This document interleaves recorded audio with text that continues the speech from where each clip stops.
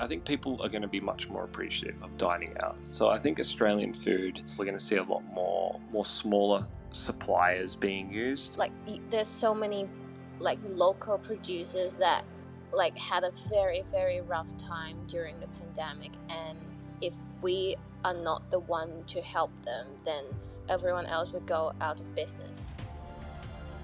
This is the Deep in the Weeds podcast. I'm Anthony Huckstep. A sense of identity means a lot in the hospitality industry. Chefs, sommeliers, restaurateurs, waiters, they all trade on their identity, their creative flair, their unique offering. But amongst the daily throes of ensuring guest satisfaction and business viability, capturing and celebrating that identity in its best form is difficult. Has the pandemic allowed the opportunity to reset and execute everything we do in the manner that showcases our very best talents? Dorothy Lee and Jarrod Walsh are the owners of Hartsyard in Newtown, Sydney. Dorothy, Jarrod, how are you going? Very well. Good. Thanks for joining us. You guys are up and coming young talents, and you're running your first restaurant ever. Yeah. You've had a hell of a first year. Oh, yeah. Yeah, we're paddling through still. How long did you have the restaurant for before the pandemic landed? It was just on 12 months, pretty much. Finally hit 12 months and we're like, we have this. And then pandemic. What did it feel like at that stage? You guys had joined forces and taken over a renowned restaurant in Sydney, and we can get to that at a later date. But when the pandemic landed, how did it feel? And just in sort of after 1 year's operation? Well, we didn't really. The problem was we had no idea about, what was happening with the pandemic. I don't think anybody did, and being not really knowing how to run a business is like being in our first year. It was just a smack in the face. I'm like, what do we do? How do we do this from now? Like, it was very, very stressful. There was a lot of tears and a lot of uncertainty, I guess. Yeah. That was the worst. Had you guys worked together before you decided to take on owning your own restaurant? Yeah. Very briefly. Yeah.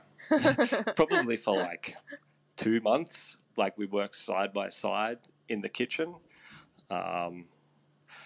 which, worked pretty well for that 2 months, I think. Yeah. I mean, we never, there's no dramas. Like, if we work together, there's no dramas. Like, I think a lot of people will be like, oh, how are you guys going? But, I don't think we'll ever end up being in a fight or anything, because we're both really easy. If we're in the kitchen together, then maybe it's a different story. That's why we kind of split it now. So one in the kitchen and one in the front, and it works well. Well, when you took over Hartsyard, you were both chefs, and Dorothy, you decided to take over in the front of house. What was that transition like for you? It's actually very hard because I guess because as a chef, you sort of always not hiding at the back, but you sort of not have the direct connection to the customers.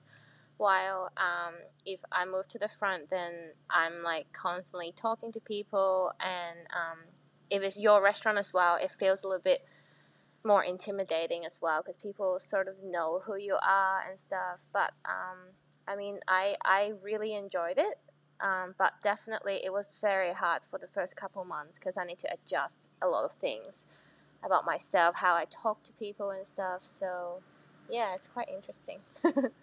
In regards to writing a menu, given that you're both chefs, Jarrod, do you take control of that side of things now, or is there still a collaboration given Dorothy's background?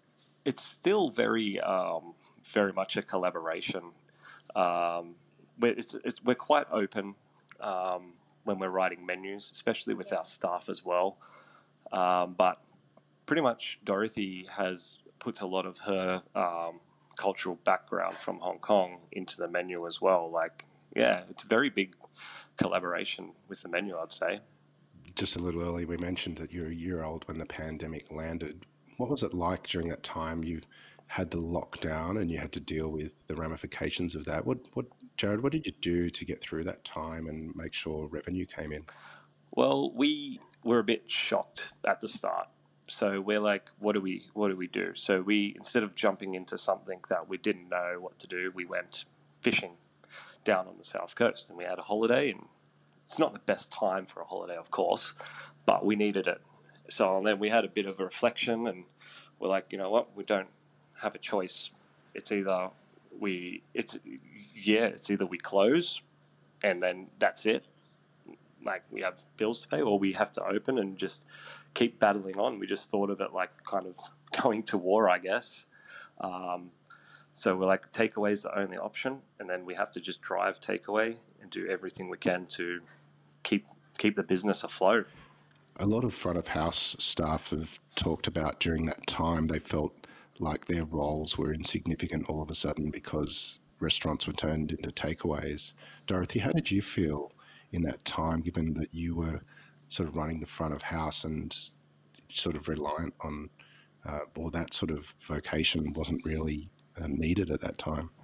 Yeah, so I guess it's a lot different because you are so used to smiling at people and stuff. You're so used to spending 2 hours at a table, looking after these customers, and then all of a sudden you're down to some days, if you're lucky, you get a lot of people that actually come in here and get takeaway from you guys. But since we partner with a delivery like takeaway company, so most days is literally just delivery driver. So you're definitely missing the connection about like customers and people.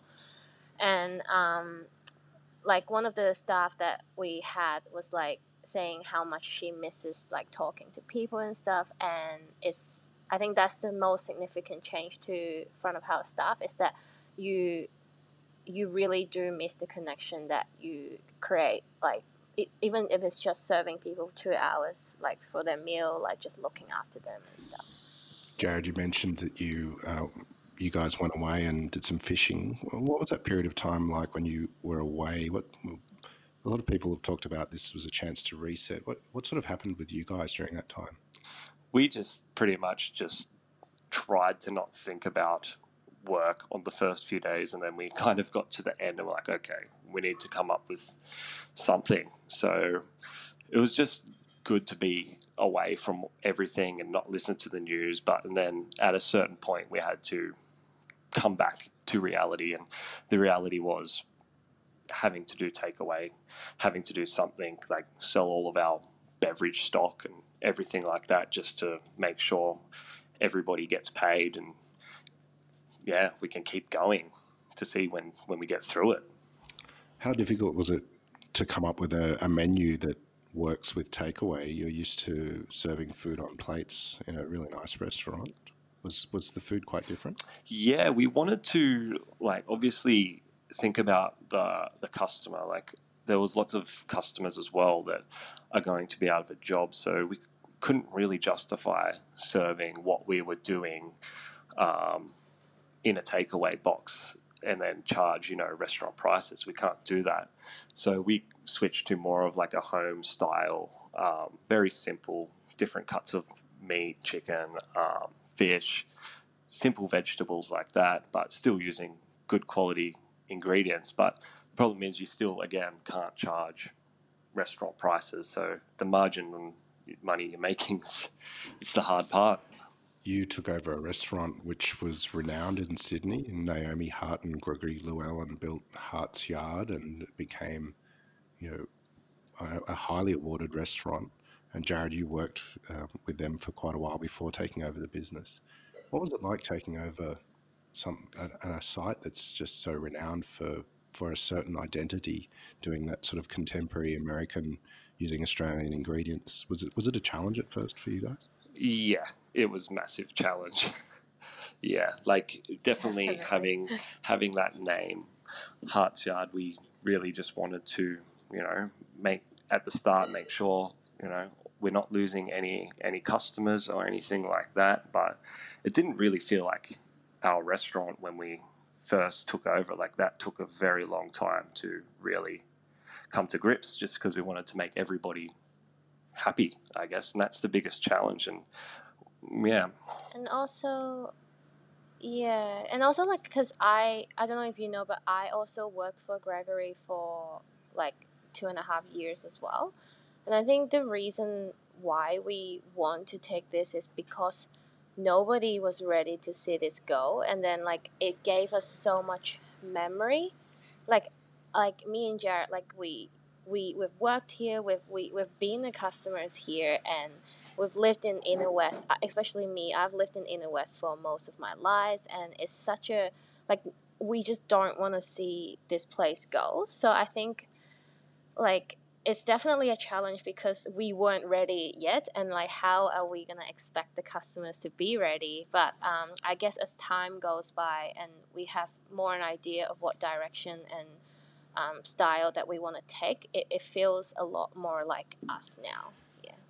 Dorothy, Jarrod mentioned your Hong Kong background. What was food like for you growing up, and how did you become a chef? Oh, food is literally whatever that mom can find in the market because it's a thing in Hong Kong where you just shop in the local market every day. So I was very, very lucky. Like if mom like wants to buy a fish, then I get fish and get live chicken. You get beef, like pretty much everything. Yeah, and the reason why I become a chef was I actually fell in love making pastry when I was in my uni in my early 20s. But I guess like it's hard to find a pastry chef job at that time, so I ended up whatever job that I hired, they ended up just pushing me to the grill and hot section and larder, and I actually really liked it. So I just ended up being like, I just ended up like forgetting everything about pastry and just started cooking. But yeah, that's about it, and it makes you happy, obviously. But Jarrod, you've been cooking for a while too. You're still a young man, but you've been around for a little while. How did you get started in food? I was terrible at school. Like, I hated it. Didn't want to be there and couldn't do maths or spelling or anything like that. And the only thing I was good at was food tech. And in year 10 there, my careers advisor said, I think it's best you leave school and probably we'll find you a career cooking. And at that time, my brother-in-law, he's also a very good chef. And he's from the US, and we went on holidays there, and he took me under his wing and kind of showed me, like, when I'm like a 13-year-old, I didn't know anything, but I thought it was so cool. And then, yeah, time progressed and ended up starting my apprenticeship in Port Macquarie, which was pretty interesting times. And yeah, and then eventually I really just fell in love with it, everything about it at a young age, and I wanted to be better than my brother-in-law because we're super competitive. So What's been some of the main influences on your careers so far? mine would definitely be working with Greg for a bit. He's such a lovely guy to work with, and worked with Clayton Wells for a bit, and the way that he approaches food is just next level. Really, really changes your outlook. Yeah, definitely them two have a massive influence. Dorothy, what's influenced you? for me, I think at the beginning that really like have a little spark in my career was the time that I worked at Miss G's, because it's the first Asian restaurant that I ever worked at, and it sort of just let me connect with my heritage and like let me connect with the dishes that I had growing up. But then I was like, oh, but I can just make some twists. I can just find a new technique to serve it to the customers. And then I think moving forward, like career wise, was definitely Paul and Kylie from Momo, because of how the fundamental concept of telling a story, culture, and history about Caribbean food there just made me realize this the biggest impact in my career, because like it made me realize that if I want to make this as my career, like it is very important to tell something meaningful and show people that like come through the door every day, that this is what you believe in. And I think that's definitely my biggest influence for sure. Well, Paul Carmichael and Clayton Wells are two extraordinary influences on our culinary landscape. Oh, And 100%. Yep. can you tell us about what you guys are doing there? What's a couple of dishes you can tell us about on the plate that talks about what Hartsyard is now that it is your identity? Yeah. So pretty much now we were doing, before the pandemic, we were doing share food, but obviously we need to pivot, and now we've started doing a set menu, and I'm not going back to share food. I'm sticking with set menu, and I think, Wow. yeah, it's so much fun, and definitely works much better for what we're doing now and what we want to achieve. Probably one of the dishes that really speaks to both of us right now was our abalone. So it's just like a braised Hong Kong style abalone, and then do like a abalone custard steamed with that, and some Yarra Valley salmon caviar. So it's kind of like, we like to highlight Australian produce and definitely use Dorothy's style of her Hong Kong background. You're both two young, talented chefs and now young restaurateurs. What's the big challenges and sort of things that have surprised you about trying to run a business compared to working in a kitchen? Definitely finding good quality staff that are on the same page and want to work towards the same goal is the biggest challenge, I think. And just building the team. Building the team is everything. Yeah, but I find it quite rewarding now, like especially after COVID. People are a bit more appreciative of having a job and stuff, that you can really make an influence on, like every single of one of our staff is like represents us in a way. So I feel like it's really good that you can make some influence on the way that they approach a job or the way that they see hospitality, especially for front of house, because it's not a very sustainable industry. Not a lot of people stay, not a lot of people last. So I think it's sort of rewarding after COVID for me to make make our staff realize that it is like, this is what we want to do, and we're so happy that you're on board, sort of thing. It's been a pretty crazy time for everyone in the industry, and restaurants are renowned for low profit margins. And I think the latest figures are about 80% of restaurants fail within the first 2 years, irrelevant of a pandemic. What's it been like for you guys in your first year? You get a pandemic and have to change your model, and what's the landscape looking like?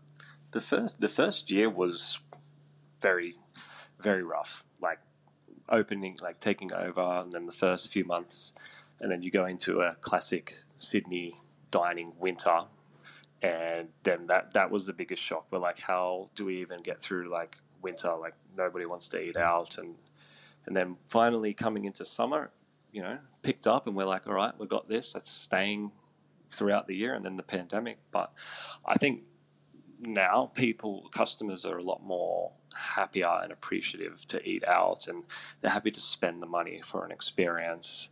And I think dining out is going to be better than ever, in Australia and everywhere, I guess. Dorothy, what's it like at the moment in Sydney? Melbourne's just opening up again, and just people are starting to go back to restaurants with really strict restrictions still. But Yeah. what's it feel like in Sydney? Does it feel almost back to normal? Or? Yeah, definitely. The last month has the biggest change, in my opinion, especially with Melbourne slowly opening up. You can definitely see that people are like a lot more comfortable outside. While before, I did actually have some customers saying that, oh, you don't need to take my coat. It's better for you not to touch like my belongings and stuff. So, but while now you can see, like what I love the most is that on a night you see two tables sitting next to each other, and they ended up talking to each other again. And that literally didn't happen for the longest time, because people just want to stay at their table, and like they were like, oh, it's better not talk to anyone else.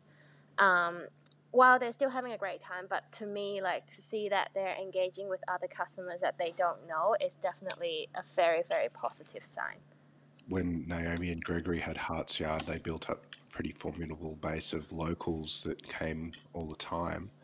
What's the response been like to this new version, this new identity that Hartsyard has? Do you have any stories of locals and what that's like? Yeah, locals, like, I haven't seen so many returning customers since we've had it with the current format. That's probably why I would never go back to share food.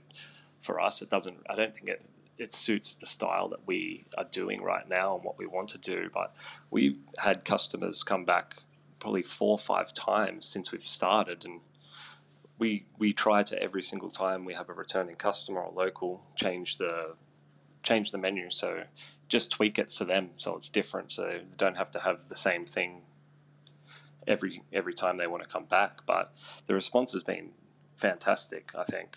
I think we're very lucky as well, because like they because I think it all comes back to how, like, nice Greg and Naomi were. Like, they were really nice to the customers, and then the customer just like, oh yeah, like, they told us that, like, definitely come back and try, and if they have an open mind, like, they are like, they just keep coming back. So I think we're very, very lucky to have really nice customers and stuff. We've spoken to a lot of people on this series that have moved to a tasting menu or a set menu type situation to get through the tough period of the pandemic, but many of them are keep holding on to them. What's the benefits from a business side of things to having a set menu like that? It's definitely the budgeting. So you can see really exactly how many customers you're going to be doing a week, and then you can really plan out, how much food you need. So there's absolutely zero wastage. It's very easy to budget. And for front of house, I guess my biggest advantage of doing a set menu is that it's so much easier to build a team, because it's the same thing every day that you do, and you can do it really well, and you don't need to worry about what are they going to have next. Instead of worrying that, you can really spend your time, like, looking after the customers and stuff. So you mentioned earlier that this was a time that you guys could reflect and steer the restaurant into a direction that you guys want it to go in. What has it been like personally for you? Do you see your careers in a new light and your own lives?